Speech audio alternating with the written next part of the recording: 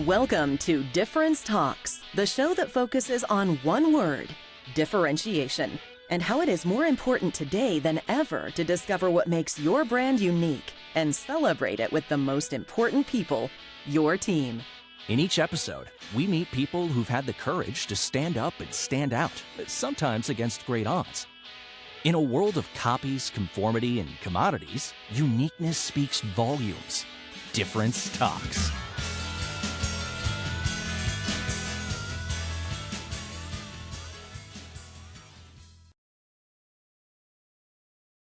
Welcome, everybody, to Difference Talks. I'm Barry LeBove. I am the founder and president of LeBove Marketing Communications and Training, also the author of The Power of Differentiation, our recent book that is out there on Amazon and other outlets. I want to welcome our guest, Jonathan Stark.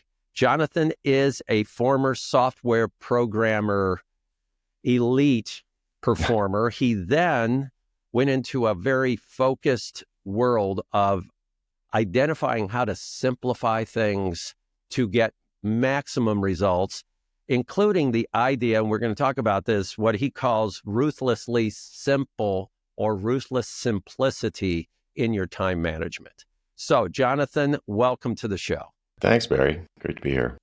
Jonathan, many times I'll interview somebody and they're part of a 2,000 person company and they're dealing with all these international issues and et cetera, et cetera.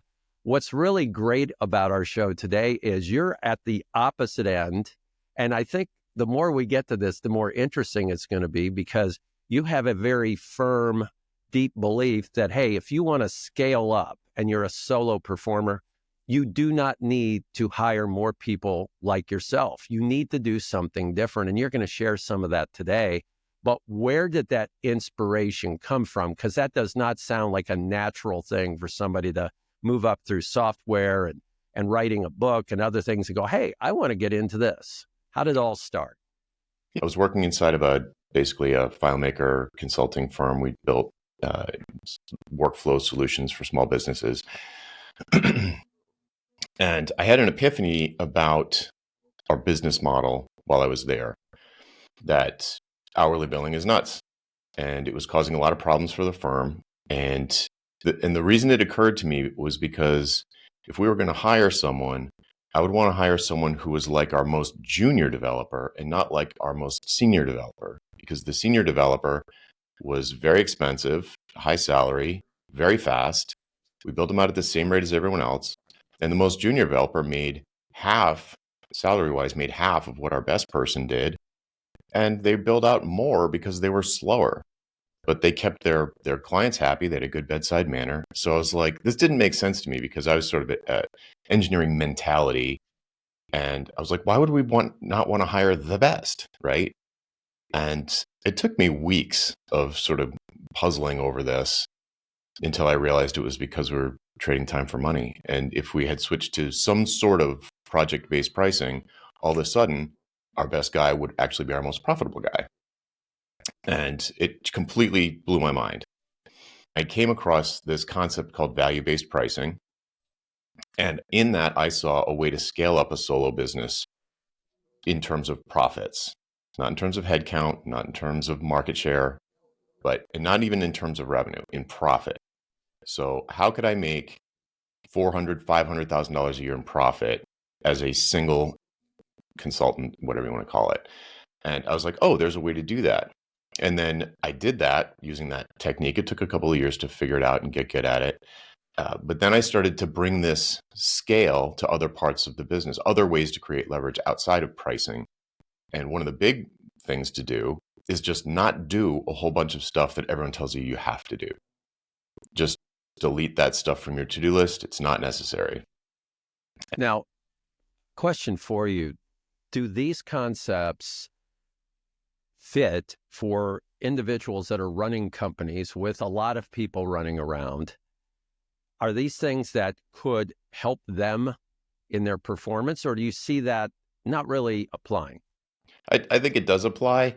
I've encountered resistance to it because a lot of times it points directly at downsizing the number of employees you have, because all of a sudden you realize you scaled up in the most expensive way possible. Like, it works. Like, you can hire people and scale up an agency or a service business. It does work, but it's the least profitable way I can think of to do it. So the odds are decent that people listening to this, if they have employees, there are people that you're paying that are doing busy work, and I've seen this a ton of times. They're making things more complicated because their job depends on them having something to do. So can you describe for all of us that are listening here, you talked about this system and it's ruthlessly simple. Yeah, it's hard to say. But yeah. And every time I say that, you laugh. So there's got to be something behind that. But it's so simple that, I mean, honestly, a lot of really smart people haven't encountered this. So what is the system, if you can explain it to us? Sure. The reason I'm laughing is because it's super normal to me, but I do coaching. I have a couple of long-term coaching students, and one of them came to me and said, "Could you go?" She wanted a deeper engagement, and so we created an engagement like that. And immediately, I recognized that she had way too much stuff in her calendar, way too many to-dos in her face all the time. She had a bunch of sort of VA type of contractors and some expensive ones too, some high level people. And they were just making a bunch of busy work. I was like, what is this for? Like, this complicated, huge document. What is this even for? And she's like, I don't know. So we went deep into it. And she had that sort of ruthless reaction where, one of the funny things I say that from time to time is, like, if I look at my to-do list and there's something on there that's older than 2 weeks, I just delete it. I'm obviously not going to do it. So why look at it every day? So I've demonstrated through my behavior that I'm not doing that thing. It could be renewing my car registration. I'll take the consequences. Not going to do it. So that's the ruthless thing, is like just saying no to stuff that doesn't create maximum leverage. So it's that kind of ruthlessness where I just chop away all the stuff that is nice to have and say, like, okay, but this is the core. And if you're not doing this, you're not doing anything. So some of what you're talking about, Jonathan, and this can affect many of us listening to this podcast, is, hey, there are all these different things I'm supposed to do, and I really want to make sure this thing is great. Where does perfectionism play in it? In my book, we have a chapter called The Perfect Trap, where people fall into this trap and they want something just perfect, and they delay, which drives me out of my mind because they're waiting for something to be just right. Share what your position is on fighting that perfect trap. Yeah, perfectionism is a form of procrastination. There's no such thing as perfect. Anyone would agree with that. And improving something beyond the spec, the necessary to ship the thing, is procrastination. Plus, you and I both play guitar. You're not going to get better at guitar by reading books and watching videos. You have to practice. So a lot of the things that I teach people, podcasting, daily writing, on and on and on, sales calls, oh my God, negotiation, forget about it. You aren't going to get better preparing to do it. You are only going to get better. It helps. Preparing helps. But at a certain point, you have to do it. It's a performance art. Sales is a performance art. Podcasting is a performance art. Sending a daily email to your mailing list is a performance art. And there's just no way to get better without doing it. So it's necessarily going to be the absolute worst at the beginning, and it will get better over time.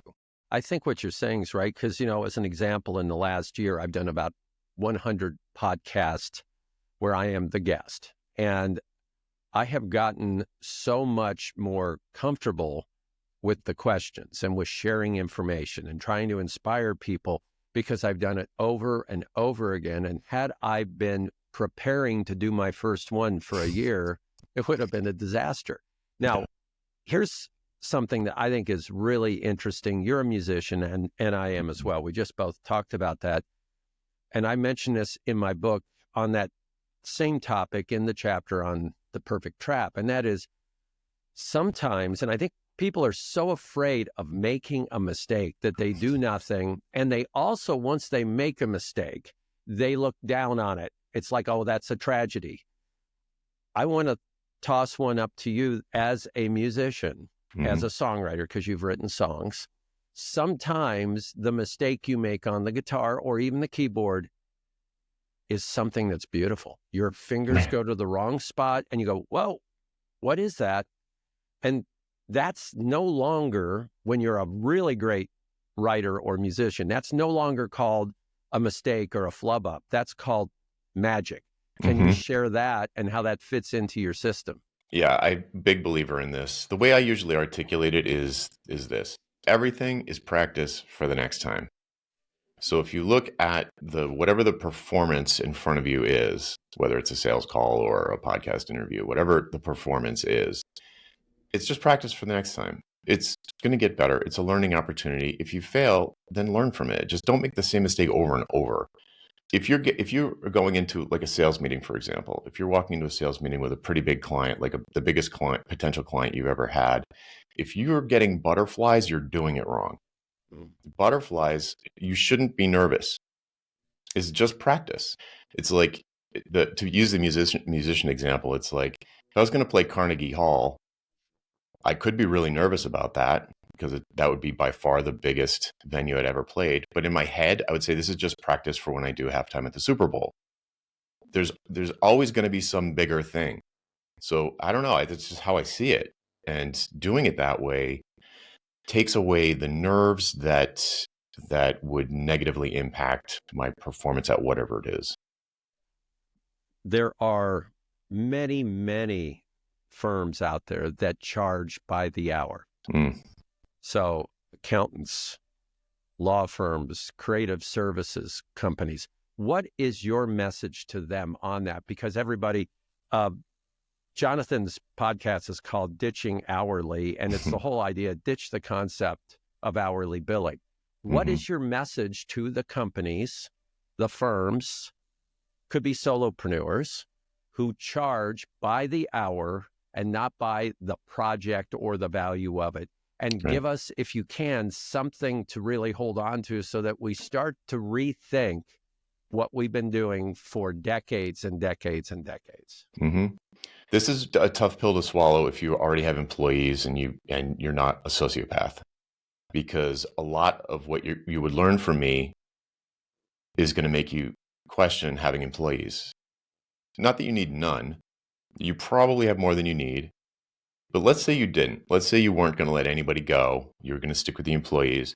It probably means changing your incentives, financial incentives for the employees, if you were going to switch to something that just scales like crazy. So if you're going to do that, I would say, well, I don't know if you want to go into this whole can of worms, but go for it. Let's do it. I'm not saying this is the solution, but a solution, this is one solution, is that you could align the incentives between you and your employees on project-based, value-based project fees, prices. If you're giving value-based fees to your clients, you could say to your employees, this is what we need to get done. Or you could say, this is what we need to get done. How long do you think it's going to take you? Right? And they could give you a time estimate to this many weeks, this many days, this many months, whatever. And you break it down into roughly guesstimatable chunks of effort. And then you decide, okay, that maps to salaries in your mind. So you're like, okay, if I can get this done and this done and this done, then we can deliver this outcome to this client and I'll have a 100% profit margin or more, right? Most people are dealing with like 10 or 20% profit margin in an agency, but double, right? Double what your costs are. So you say, okay, so the one way to incentivize the employees would be to say, all right, great. This is a list of things that needs to get done to contribute, to do your contribution to this project. And when you're done, you can punch out. I don't care if you do it overnight. I don't care if you do 80 hours in 1 week. I don't care if you drag it out, to some reasonable deadline. I don't care. I don't care when you work or how much you work. I just need these deliverables by this deadline. And if you do it a month early, you got a month off. And the thing that you would need to stop worrying about if you were going to switch an agency to a value-based model is employee utilization. You have to forget about that. Instead of what everyone measures is their hours. Hours. How many hours did they work? What did they put in? And I'll say to people, you need to stop doing that. And they'll say, well, what doesn't get measured doesn't get improved, or what gets measured gets improved. And so I say, well, then I hope you're measuring customer satisfaction, because that's the only thing that matters. Right. And they're not. So it's like, if you were measuring customer satisfaction instead of your employees' hours, you would know if any individual employee or team of employees was delighting the client. Right. And if they're delighting the client's going to keep coming back. When we get back from our break, we're going to go into two different areas. I'd like to get granular on what are those things that so many of us are doing that are just a waste. And I think it'd be great for you just to list a few things you deal with. And the other is, I want you to share how technology helps you, because we talk so much about AI and other software today. I think it'd be great to learn what you're doing. What are the secrets or the tricks to be able to be far more effective and have a lifestyle that we have dreamt of? So when we come back, we'll handle all that. You're listening to the Difference Talks podcast. Difference Talks is brought to you by LeBove Marketing Communications and Training. LeBove focuses on one word: differentiation. In fact, we wrote the book on it, called The Power of Differentiation. Our goal is to inspire 1 million people with this message, helping brands win hearts, minds, and market share. Discover more at lebove.com. Welcome back. We are talking to Jonathan Stark, and I love it because he's pushing the way we think on how we work and live every single minute of the day. So he's an anti-hourly guy. It's like, forget this hourly lifestyle and mindset, and let's look at something different. So we've been talking about this. I would like you to go granular, go deep on what are those things that you talk to clients about or you observe people doing that are just wastes of our time, and you say, stop doing it. And I hope you scare a few of us with a few of those. So throw them at me right now. For me and for people I've worked with, the number one is meetings. Way too many real-time synchronous meetings that are not useful meetings. No agenda, no good action items afterwards. Could have been handled with an email or a Slack message. But hey, could we just jump on a phone call real quick? And just nukes your day. And I just know, I know this is true. This is nothing new. People have talked about the sort of pernicious nature of meetings. Especially recurring meetings, the absolute worst. I am extraordinarily reluctant. I am ruthless about not agreeing to recurring meetings. I'll jump on you on this right now, because you told me at the break, hey, go interrupt you on this. So let me ask you this. Meetings in the world I live in, there are the recurring meetings, so I get that. But in my world, we create things in meetings. That's our factory, that's our design lab. We're in there doing that. Where do those meetings stand as far as eradicating them, or those are different or not? If that is where your work product is created, I would call that a working session. It's not the kind of meetings I'm talking about are like status updates or trying to clear blockers or something like that. If, like you said, it's your lab, it's your workshop, fine. But if you are just like doing a daily stand-up, which is extremely common in the software space, where every day for 15 minutes, everybody gets on the camera and they talk about this, that, and the other. No one's even listening. They're just waiting for their turn to talk. And the real problem with it is, especially if you're working with people around the world or even just remotely in different time zones, there's no place to put the meeting that doesn't interrupt some deep work. And if you need to, if I'm a software developer or if I'm coming up with creative, I'm a copywriter, any kind of creative, you probably need to get into deep focus to do your best work. You need to get into the zone. It takes time to get into the zone. And if anyone interrupts you while you're in there, you're out. And it's going to take you a long time to get back in.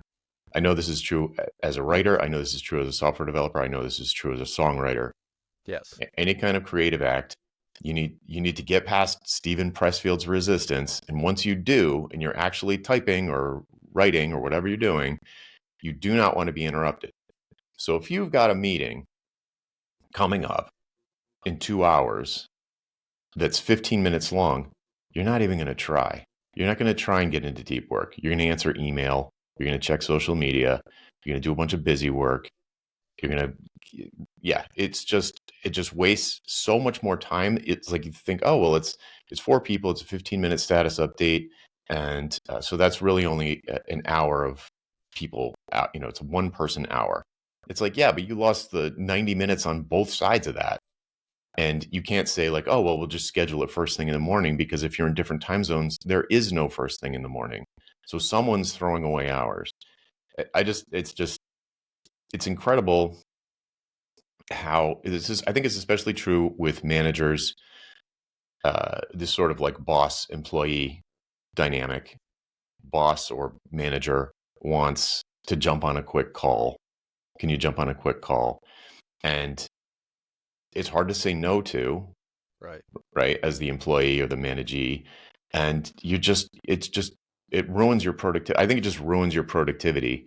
And the thing about it is, and the person who's asking for the quick call, I would say 95% of the time they're being lazy, because it's very easy for them to just think out loud, blah, blah, blah, blah, blah, blah, blah, blah, blah, blah. They soapbox for 15 minutes. And really the question was, when is the logo going to be ready? Which they could have just asked you in Slack. But they didn't really know what the question was, because they're just like jumping on calls all day and not stopping for like 30 seconds to think like, okay, what do I really need to know from this person? Do I really need to interrupt them synchronously in real time with this very inefficient kind of communication? It feels efficient to the person who wants to get on the call, because speaking is very efficient, but listening is very inefficient.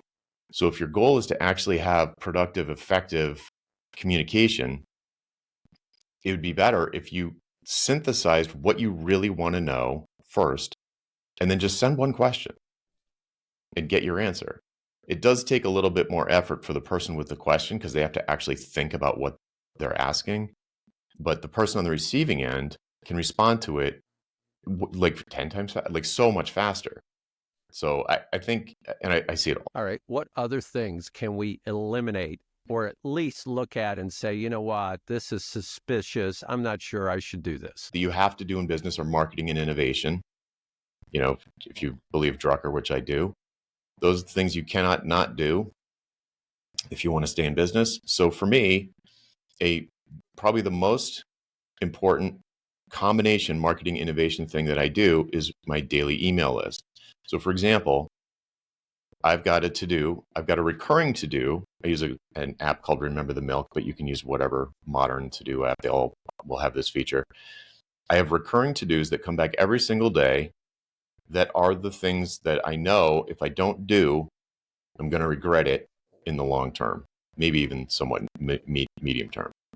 So that is like, write your daily email. It is do 100 push-ups. It's all personal, business, everything. And so as I do them throughout the day, I check them off, and the next day they reappear. First thing I do in the morning when I'm like at my desk is check.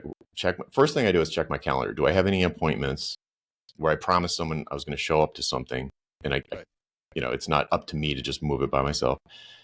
And then if I've got a block of time open, which I generally do, then I'm going to look at my to-do list, and I'll say like, okay, I might be like, oh, I feel like doing this one, or I don't feel like doing this one. It doesn't happen these are all things that could happen at any point during the day. It doesn't have to be a particular time. So I just do whatever I feel like doing at any point in time. So I always feel like I'm doing whatever I want, even though it's sort of like the to-do list is kind of like my boss or my manager. Yeah, it's a discipline. It's something where you have to look at it and you have to address it in that moment. And you can do it a little later, but you either do it or you don't. And I guess Hmm. you feel accomplishment when you cross one of them off. I mean, it's a good feeling. Sure, sure.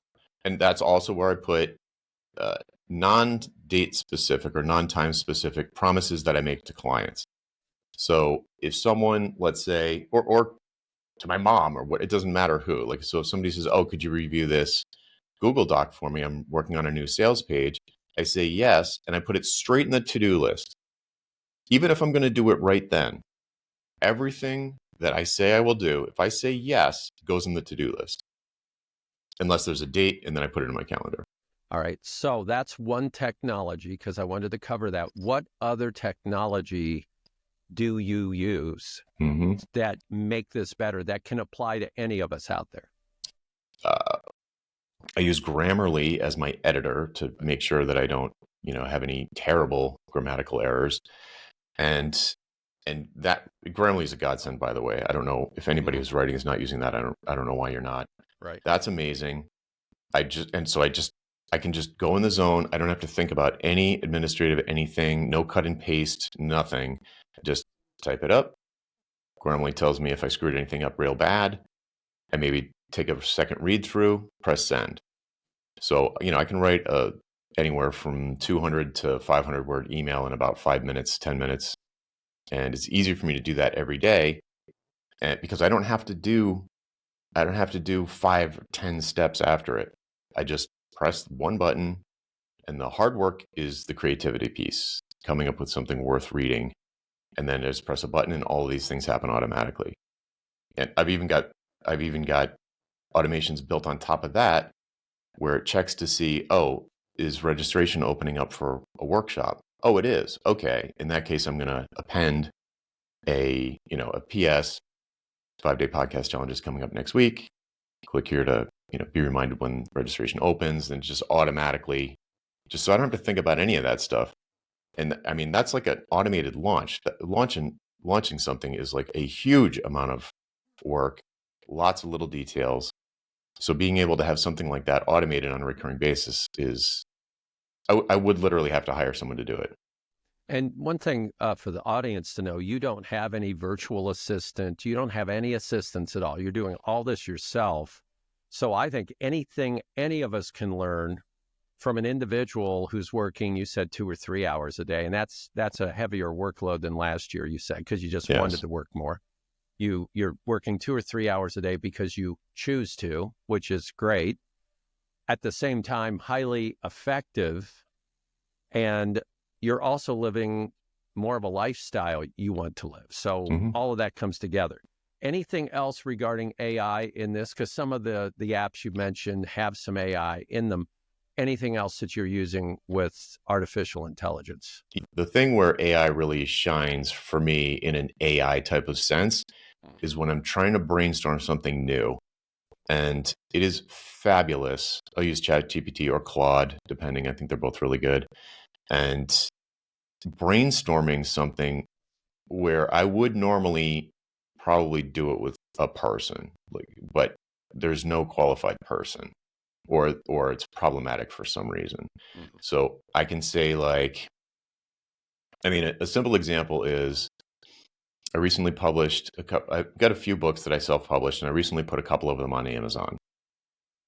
And I needed copy for the back cover because I didn't have back covers before. It was just ebooks before. So now it's going to be print and needs a back cover. And I just dropped a whole, 100-page PDF into Claude and be like, write the marketing copy for the back cover of this book. And it's like amazing. It's great. I maybe changed one word. So for taking a huge piece of work and summarizing it, pulling out the main points or the contrarian points or the interesting points, it's fantastic at that. Especially when you are the one that created the source material, because you instantly know if it's right or wrong. I urge all of us that are listening to at least apply it to ourselves and go, wait a minute, maybe this could work. But in addition to that, from a different aspect, a human aspect, what is your best day? So you've done what you're doing, you're done working, and you feel like you've really accomplished something and you're proud of it. I'd love you to share what that best day is. What's it feel like and what did you do? I probably wrote something that I'm really happy with, something new that, or some new metaphor for an old idea that I'm like, wow, it doesn't, I love it. Like I wrote something that I loved. And the cherry on top would be if I had a coaching call with someone and they had a huge breakthrough. That's always amazing when someone just spontaneously says, like, I just gotta tell you, you know, I looked at my calendar for this week. I'm going to France for 5 weeks during a launch, and I owe it to you because of the work that we did together last year when I was working 50 hours a week and the idea of a vacation was laughable. That combination of things, and family stuff with the kids, of course, but you're talking about mostly work. So this sort of Jonathan Stark by himself doing his normal day before I get home and do the dinner stuff and all that, that would be that. Gym, karate, write something that I think is really good, and like a coaching student having a breakthrough. Like that's a killer day. If I had that day every day, I'd be psyched. And it's so interesting because it does revolve around people. It's so important for leaders, for individuals like yourself to feel you're making some sort of a difference in a life. And that's what your differentiation is. Jonathan, I loved our discussion. It's a very unique discussion, and I think it's very valuable. How can people learn more about you or get a hold of you? What would you recommend? Yeah, just go to my website, jonathanstark.com, or if you can't spell that, which a lot of people can't, just Google for the Ditching Hourly Guy and I'll be the first result. The Ditching Hourly Guy. And it is a great podcast. I've listened to dozens and dozens of them. Jonathan, thank you today. And everybody, remember, differentiation is all about your value. It's not about the number of hours you put in. It's not the number of individuals that work for you. It's all about bringing something that is unique and valuable. And if you can do it in 2 to 3 hours a day, all the better. Until next time, thank you. Thank you for listening to Difference Talks, produced by the amazing team at LaBeouf. All original music on this podcast was created by LaBeouf. Buy our book, The Power of Differentiation, on Amazon. Have a question for the Difference Talks team? Email us at differencetalks@labeouf.com.